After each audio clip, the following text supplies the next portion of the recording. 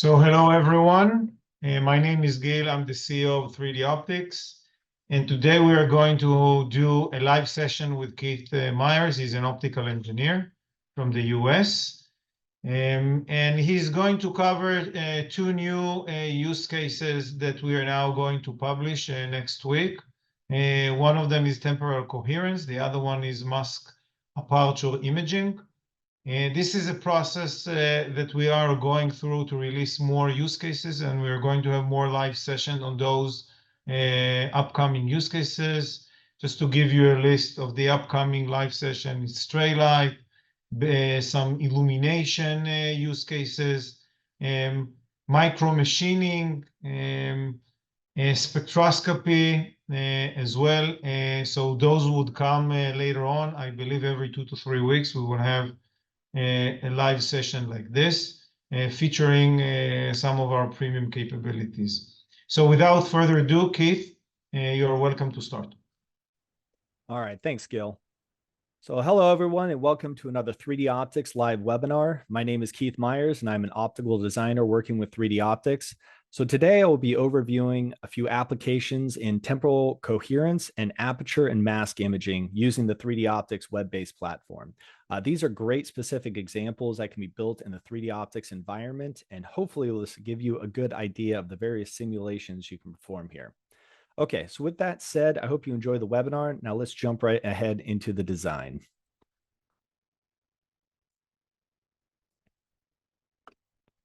Okay. The first application is temporal coherence, and this is going to be demonstrated using a Michelson interferometer. This is a great optical system to develop to show beam coherence and interference effects. We'll start with a light source, 2 flat mirrors, and a beam splitter. So the first thing we're going to do is right-click here in our 3D layout and include a light source. All right.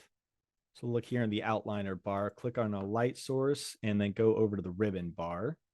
So first we're going to name this coherent source.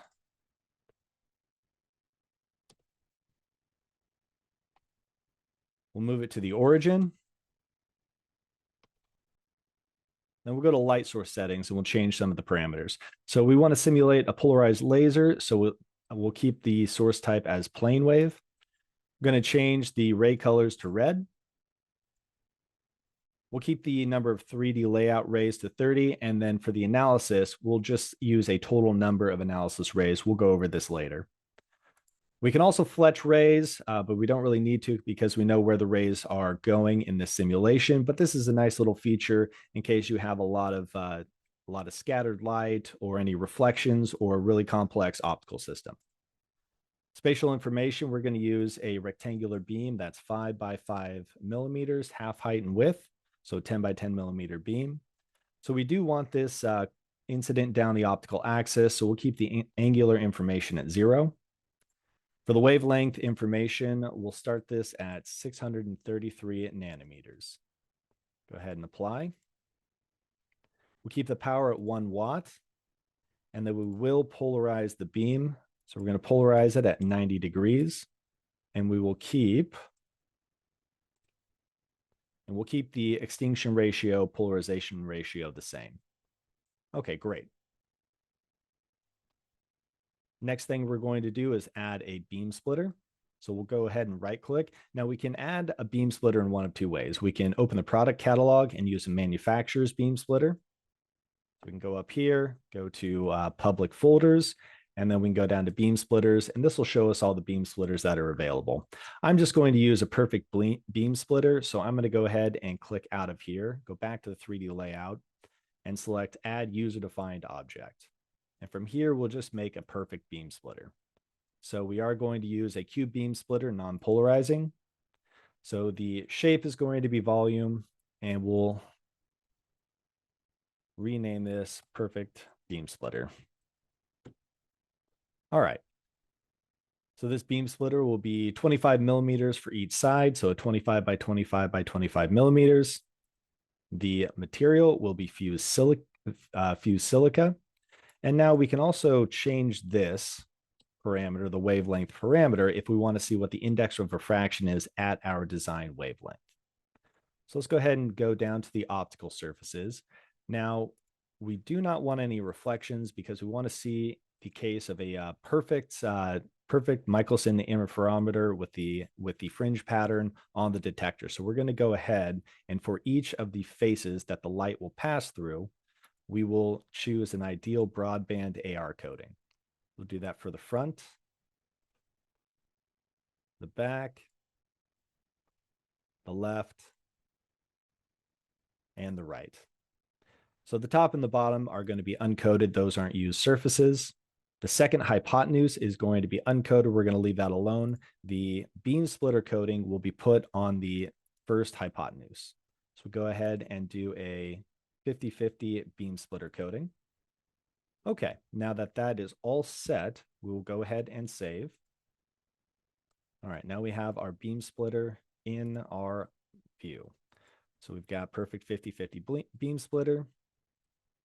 Go ahead and we will put this at the origin. And we'll go ahead and move the light source a little bit back. Okay, great. So the next thing we're going to do is add the two reference and sample arm mirrors.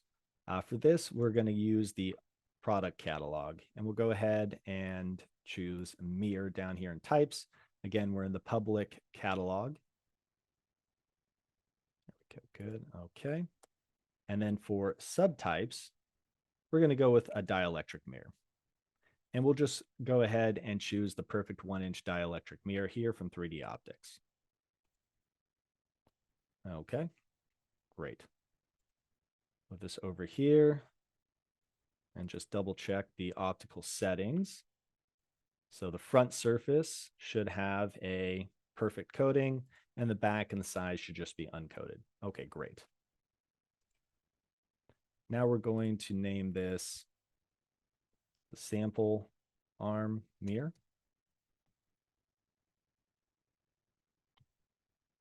Okay. And then we're also going to duplicate this because we're going to need a mirror on each arm, the sample and the reference arm. So we'll just go ahead and use that again. We'll name this reference arm mirror.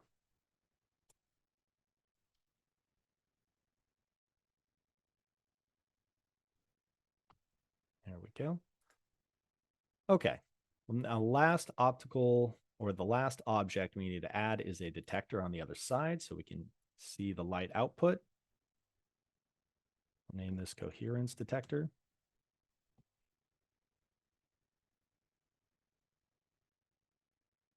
And we'll make this a little bit smaller since our source is only 10 millimeters. We'll make this 20 millimeters in both dimensions. So the half width of 10 by 10, so 20 altogether.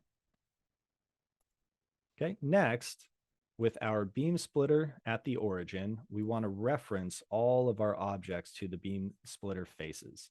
So the first thing we'll do is move the light source into position. So we'll go ahead and go to the ribbon bar, go to move rotate and choose a reference. So for this one, we'll use the front face of the beam splitter. And you can see that this coordinate system is attached to this face, so we can easily just click it. And you know the coordinate system is attached to the face because there will be a little ball at the origin of the coordinate system attached to whatever face you're looking at. So you can see there, it's right on front.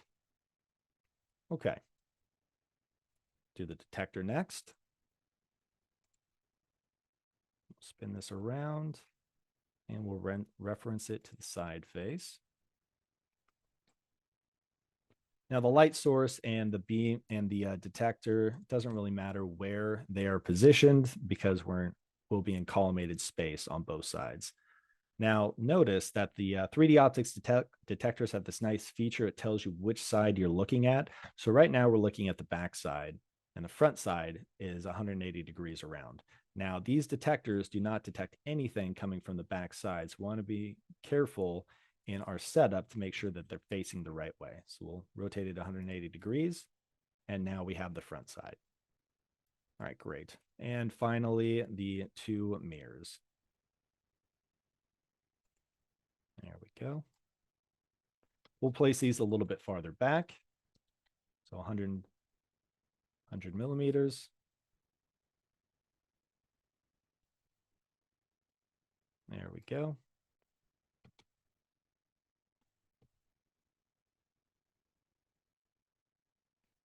Okay, so notice that the coordinate system with this mirror is on the front face here, and it is correctly positioned.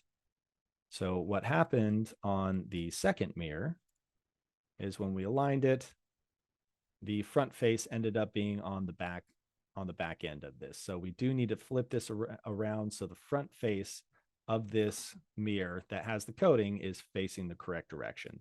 So this is, again, a nice little visual. You can see where the front face is for all the objects. There we go. Okay, and now we can see everything is aligned, and this mirror is now facing the beam splitter. Okay, great. So what we'll do now is we'll go ahead and propagate the simulation to make sure that all the light is going to the correct spot.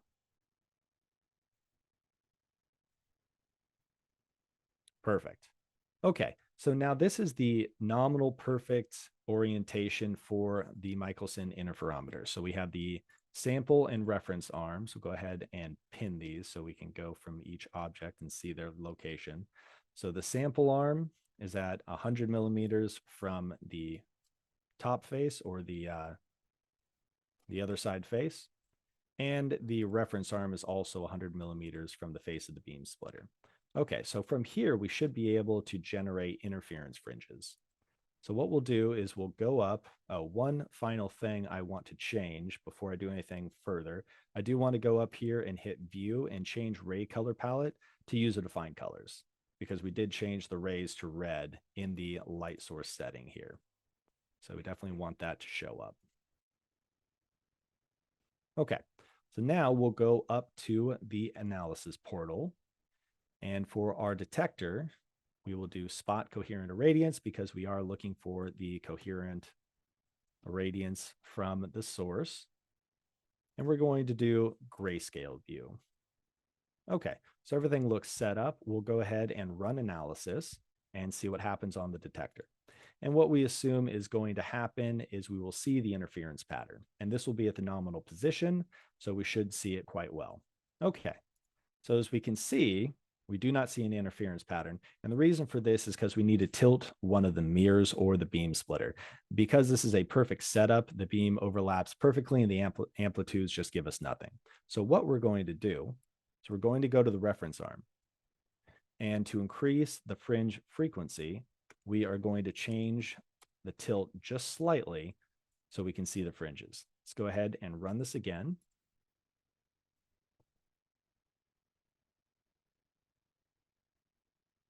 All right, great. Now we can see the fringes. Make this a little bit bigger.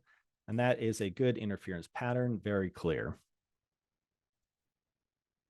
Now, what we're going to want to do is compare the fringe pattern, the interference pattern, when this reference arm is moved with a baseline. So what we're going to do, make one alteration, we're going to duplicate this detector, place it just behind the other detector, and we'll name this baseline detector. We'll set this up the same way as the other. Same amount of pixels, same amount of analysis rays. Okay, we'll go ahead and run the analysis again so we can get the interference pattern on the baseline detector.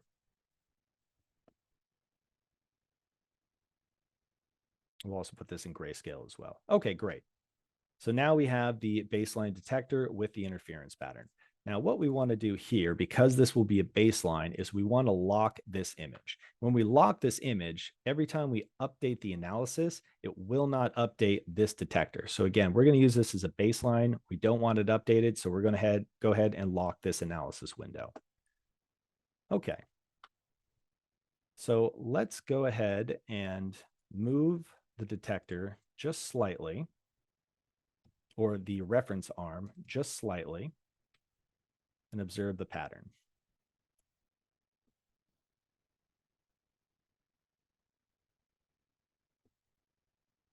Okay, go ahead and click on this and bring up the new interference pattern here. Make these a little bit bigger so they're more visible. Okay, great. All right, so the fringe frequency is quite high, so it is a little bit hard to see that these are different, but they are different. If you look at the edges, you can see how the pattern is shifting slightly. Now, if we look at our interference pattern, we can also get a cross section. And if we click right in front of one of the constructive fringes, we can see the interference pattern here, the constructive and destructive interference on the X cross section. And the Y cross section obviously is all going to be the same because we clicked on a fringe. If we click on a destructive part of it, the Y cross section will be 0. Okay. All right. So with the fringe frequency, it's a little bit too high to clearly see that anything is going on. So what we're going to do is we'll go back to the nominal configuration here. We will unlock this detector, and we're going to change the tilt of the mirror a bit to see if we can find a tilt angle that's a little easier to view. So we'll go 0.005 degrees, run the analysis again.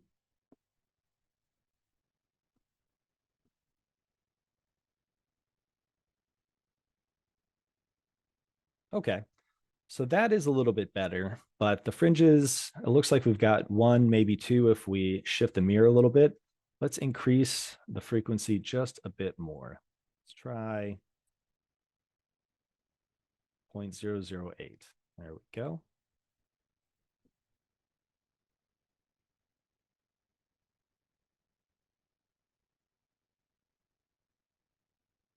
Okay, so that looks a little bit better. We've got a couple fringes here. They're a little bit wider, so we'll be able to see the change in the interference pattern. Let's go ahead and lock this down and do the same shift again with the reference mirror.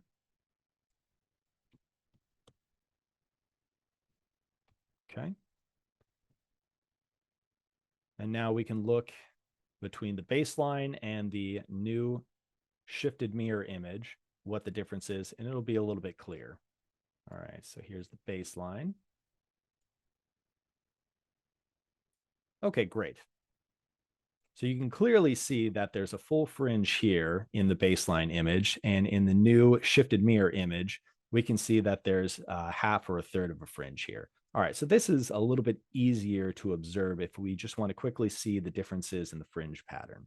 So this is a good way, playing with the tilt of the system, to see a good way to visualize what's going on. Now, you can either tilt one of the mirrors or the beam splitter. I prefer using the reference mirror because it will be the one moving, but you can also use the beam splitter. Sample arm is usually kept constant. Okay, great. So now we've looked at the fringes and got the tilt into a good orientation where we can observe the fringe shift as we move the reference arm. What we want to do now, because this is an ideal perfect laser that has infinite coherence length, we want to simulate a real laser with some spectral bandwidth. So what we're going to do, we'll close all this off. We'll go back into the light source, go to light source settings. For our wavelength, what we're going to want to do is edit the wavelength. And we're going to create a Gaussian spectrum type so we can get a few more wavelengths in here and simulate a real laser. And this will give us a limited coherence length. So the width, 1.2. We'll go from 630 to 636.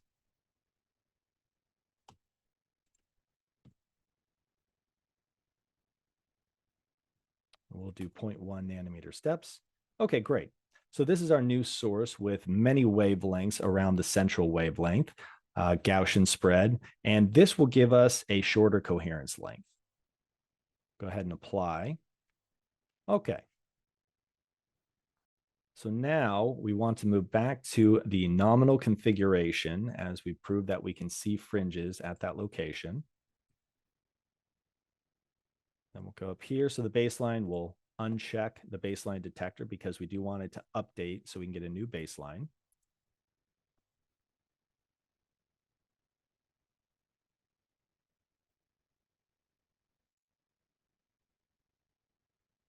Perfect.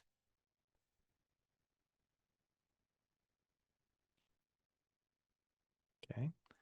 All right, so this is our new baseline image. So we can see the fringes here, got a few, and now we can compare this and figure out the coherence length of the source.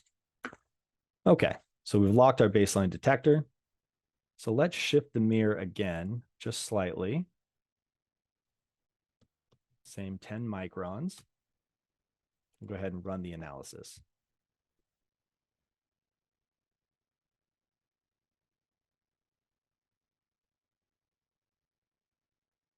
Okay, great. So let's compare this with the baseline detector. Okay, we get the same shift, and we can easily see that we have a full fringe here and there's a partial fringe here. So the fringe pattern is shifting. Okay, so let's go a little bit farther and see what happens when we get near the coherence length. Let's go 100 microns now. Run the analysis.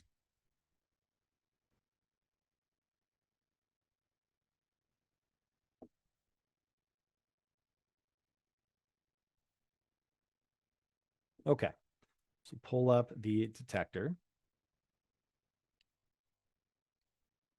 All right, so we can't really see the fringes here. And one thing we can do is adjust the color map range. So right now, the color map range is full range. And if we increase the threshold, we may actually need to get a few more pixels here. Let's try 400 by 400 to increase the contrast.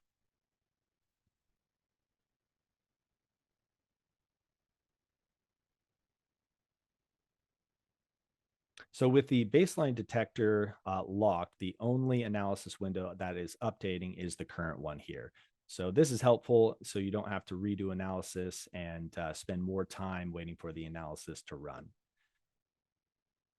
All right, great. Click on the window and pull it up and look at the image again. All right, let's look at the color map and see if we can see the fringes. Okay, so we've changed the color map here. And as we've done that, increasing the threshold, we can kind of see the fringes show up. So this is really the edge of the coherence length. So they'll be very hard to see if you don't have some thresholding with the color map. So we'll go up to 2.5. Okay, now we can really see the fringes again. The color map is very useful for cases like this where you don't have a lot of range between constructive, destructive interference or just illumination in general. So we can continue to go up and the fringes become a lot more visible. So this is a good feature to quickly visualize what your fringe pattern looks like and how far you can go for your coherence length. You can also download the XLSX pixel data to do analysis on the backside, either in Excel or another scripting program. Okay. So with a Michelson interferometer, one thing I want to mention is we used a ideal beam splitter coating here. Now, if we go back into the optics settings, we can always choose a different coating here. And if it's not one we want, we can always simulate our own coating using a custom file. So if we click on this button here, the custom file will become clickable. If we click on it again, we'll be able to download the file template and also upload the file once we're done with it. Let's go ahead and download the file really quick and then open it. Okay. So this file will give this template will show you how to develop your own coating. So the first column will be your wavelengths. You can use as many or as little as you want. B and C columns are for the P polarization, transmission, reflection, and D and E columns for the S transmission and reflection, S polarization, transmission, reflection. Keith, So we cannot see the file. I apologize. I thought I was sharing my screen. There we go. Okay. So apologies. So this is the Excel file that comes up when we open it. For column A, again, this is the wavelength. Column B and C are the P polarization, reflection, transmission. And column D and E are the S polarization transmission reflection. So if we want to create a custom coding, this is the way we do it, and it's very simple. Okay, so we'll go ahead and click out of that. All right, so we've shown the Michelson interferometer and the interference pattern and a few different ways to look at this system and analyze it. The next thing we're going to do is move on to mask aperture imaging. So what I'm going to do here is I'm actually going to pick up this whole system and I'm going to bring it to the side. Now, because everything is referenced to the beam splitter, we can just move it over here. And then we'll turn off the light because the laser has moved. For the mask and aperture imaging, I am going to duplicate the light source. We'll bring it over here to the center. There we go. And because I duplicated, it's going to have all the properties that the old light source had. So I do need to dereference this. Then we're going to put this at the origin, 100 millimeters above the breadboard. Perfect. Okay, so we're going to change some of the light source settings. So what I want is just a single wavelength. So we'll go ahead and modify this and just use the 633 nanometer wavelength again.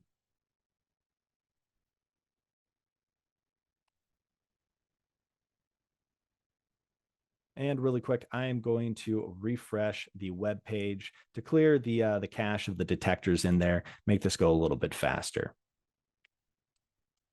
Okay.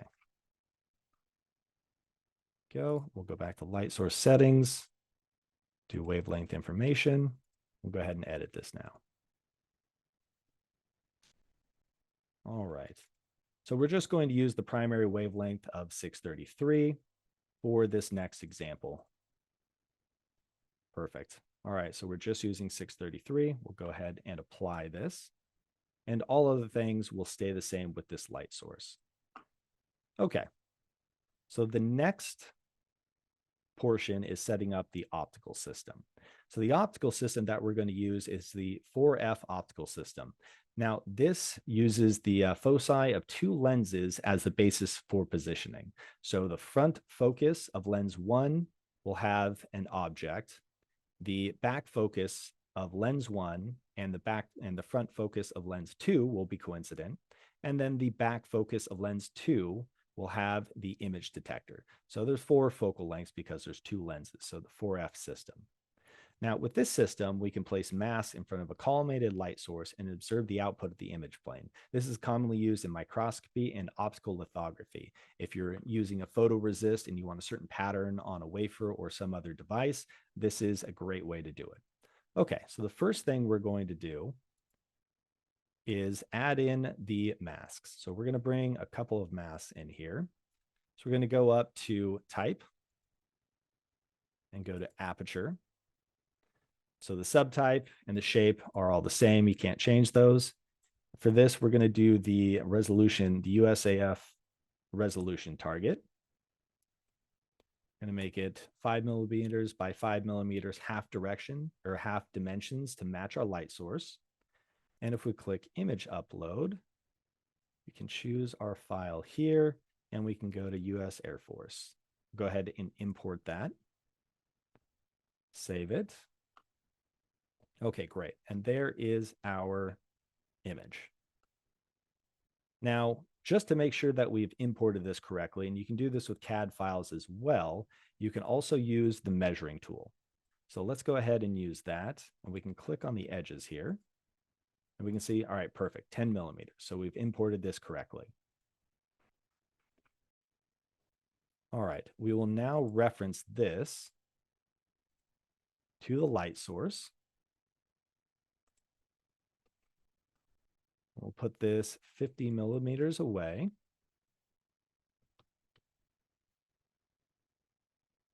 All right, perfect. And now we're going to add in the 2 lenses. So we'll go ahead and right click and open product catalog. Now we do want public only lenses because I have changed some of the lenses in here. So I don't want anything from my private catalog. So the lenses we're going to bring in, it'll be the same one. It'll be an Edmund Optics Plano Convex 50 millimeter focal length lens. There we go.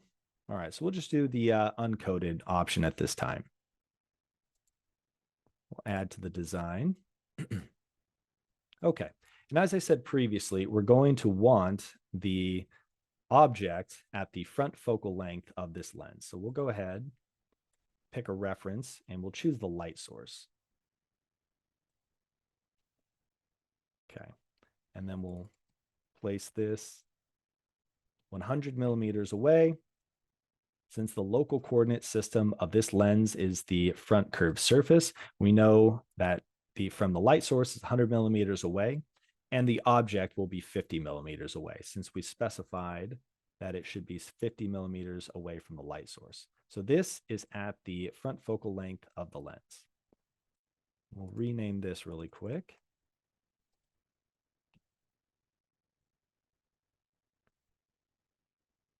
Okay, so what we're going to do is just duplicate this because we're going to use the same lens. Name this lens 2. Okay, so we're going to want to reference this lens to the back surface of this lens. So this is the coordinate system to the back surface of this lens. And now we're also going to want to place this at the back focal length. We want to co-locate the back focal lengths of these two lenses. So what we're going to do is flip this 180 degrees. And then we're going to move this minus 93.5. That is the back focal length of the lens times 2 because they're the same lens. There we go. Okay. And finally, we're going to add a detector.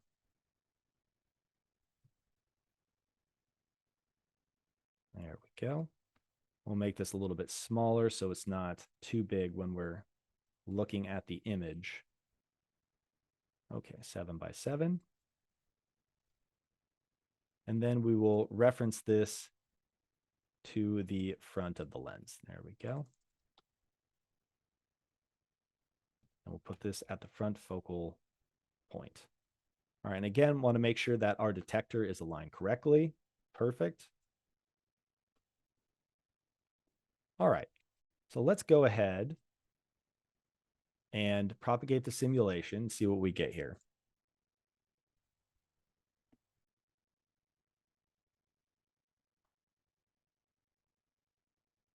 Okay, so notice that we have collimated light coming in, and these lenses are supposed to be co-located focal lengths, but we're getting divergent light out.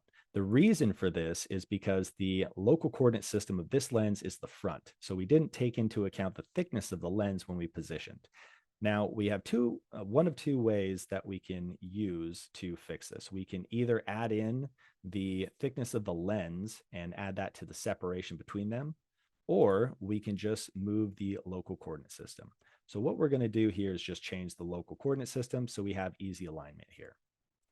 So we are now going to choose the back coordinate system as the local coordinate system here. So when we reference this lens to the other one, it will be from the back surface instead of the front. And now if we move this 93.5 and we propagate the simulation, we should get parallel rays out.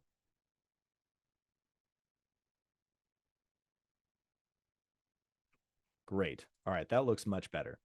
Okay, now our optical system is built. The last thing we're going to do is add in the rest of the apertures or the mass. So we'll go to user-defined object again.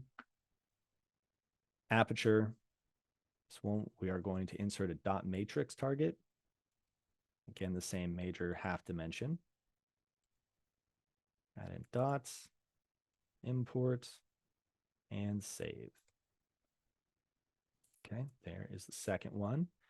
And then the last one will be lines. This would be a little line profile here.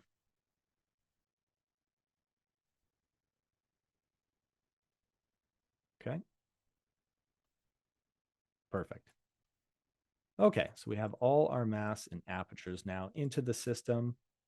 So let's look at a baseline image. And just like the Michelson interferometer, we are going to duplicate this detector so we can have a baseline and then a changed image comparison. Just set it right behind the other detector. 7x7, perfect. And we'll rename this baseline.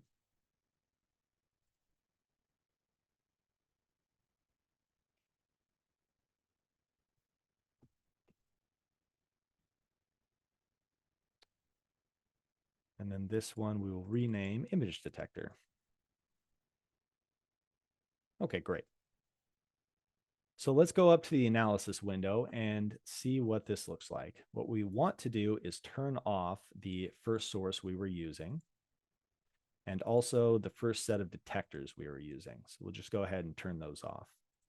For the second and third detectors, the ones for this system, we want incoherent irradiance, and we'll do 200 by 200 pixels again.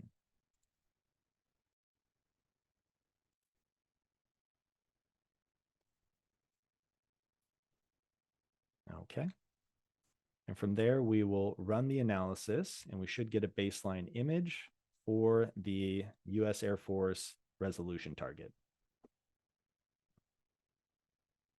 Okay, let's go to false color or grayscale. The false color doesn't look quite right there. Okay, great. Image detector, same thing, grayscale.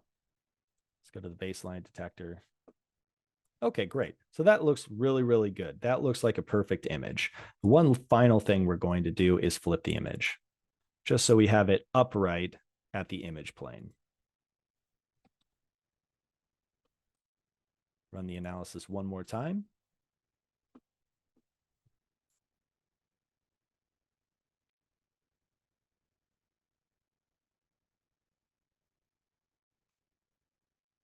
Okay, great. Now we can zoom in here and just do a quick compare.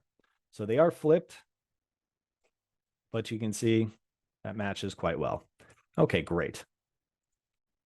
So we're going to lock our baseline detector. And now for the imaging, we want to see what affects aberrations or any mechanical tolerancing would do to our system. So what we're going to do, if we knew what the aberrations in the system might be, we can introduce those, and we can use any curved surface in our optical system. For us, we're going to use the curved surface of the second lens. We're going to go in here to optic settings in the ribbon bar, into optical settings, and we're going to look at the surface, the front face, and we're going to look at the surface shape. For this, we are going to model the Zernike fringe sag. Normalization radius is the radius of the lens. Now, remember that you can only do this on curved surfaces. If you were to put the Zernike fringe sag on the back surface, this would not work. Okay, so the first thing we're going to do is introduce some defocus into the system. So defocus is number 4. We'll just put a little defocus in there and see what happens.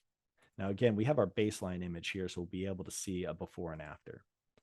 Okay, let's go ahead and run the analysis.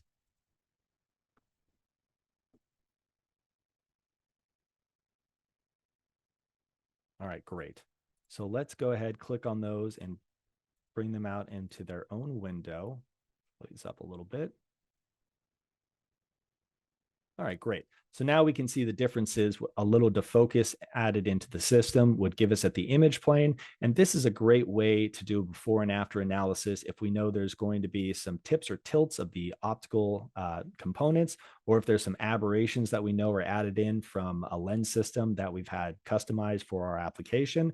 We can see here what the differences will be. And this is very helpful. Okay. So let's go ahead and now do another aberration, introduce another aberration. We'll go here and get rid of the defocus. And now we're going to add some coma. So coma is term 5. So we'll do 0.1 coma, 0.1 millimeters. There we go. And we'll run the analysis. Again, baseline detector isn't going to change. The only thing we're updating is the image detector. Okay, we'll pull this up again.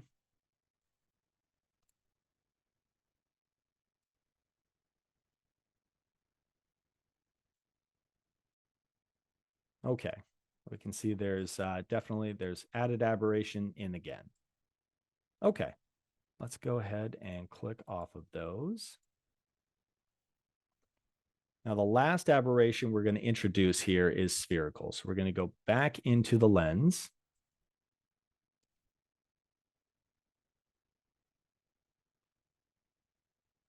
Now, spherical is term 12. We'll add a small amount of spherical aberration in here and see what happens to the image. Okay, just want to make sure that this one is set right. Okay. All right, let's run the analysis one more time.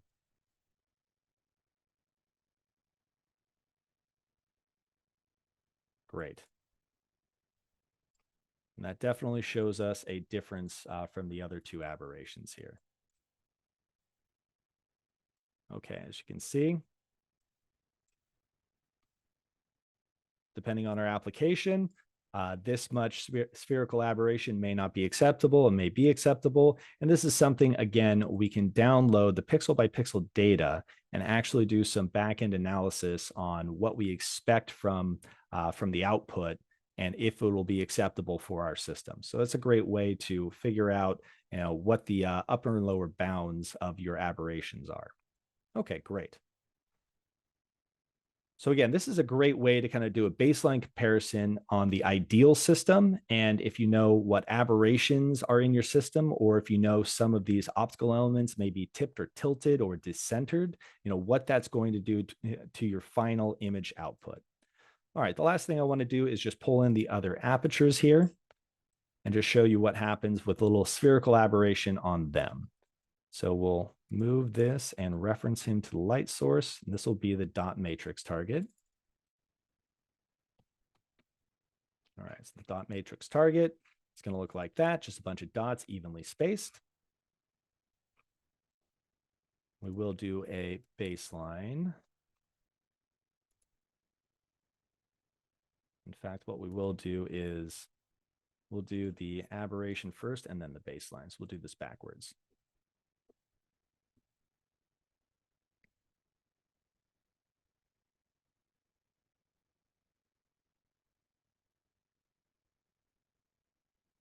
Perfect. And then we'll get rid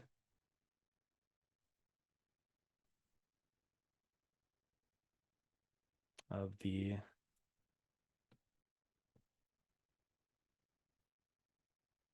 there we go. We'll lock the image detector. Keith, there is a question from the audience. Can you show how you changed the terms? It looks like the term number were 6 and 13 was a little confusing. Yes, absolutely. So what we did when we go into the optical component that we want to change, go to the optic settings, go down here to the front surface. We're going to enable the shape surface component. Now we're going to choose the number of terms. Now the number of terms starts at 0 here. So I didn't mention that you should subtract 1 from whatever I'm saying. I should have been more clear on this. So term 12 is actually term 13 because we're starting here. So the terms I am using are from a index starting at 1, and the terms here in 3DOptix are terms starting at index 0. So it doesn't really matter what index you start at. Again, I should have been more clear on this in the beginning. You just need to make sure that whatever term you're using is the correct term. So for my instance, I use index starting at 1 for the Zernike fringe sag. 3DOptix use index starting at 0. So I'm just, in my head, I was just subtracting 1, but that is why, because I'm just using a different starting index. If the starting index here was 1, then the term would have been 12. But since I'm starting at, from the reference I'm reading, the terms start at 1, so term 12, which would be term 13 here, would be the spherical aberration. I hope that's more clear. It's just an index thing. Nothing is going on behind the scenes. Again, just how we start our indexes in the profile. Okay, so we'll go back to our design here. So we locked our image detector. Let's unlock our baseline detector, just so we can see the before and after of the dot matrix target. Great. Okay. So there is our after the aberrations, and here's our baseline. So as you can see, there's obviously very significant contributions of aberrations in this image. So again, this is a great way to kind of do a comparison of how much aberrations or whatever anomalies in your system, tip tilt, piston, you can tolerate on the output side of your image.